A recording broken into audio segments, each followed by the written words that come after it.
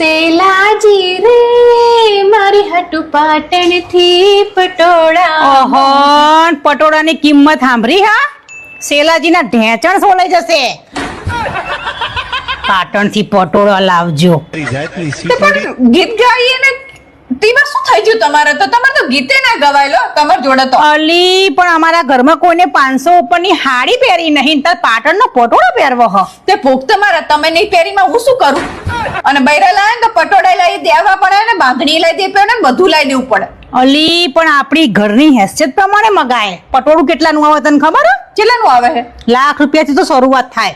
તે શું થઈ ગયું? તે અમે આખો દાડો ઘરમાં કામ નહીં કરતા? પણ તાર પટોળું પહેરીને જવું હજો.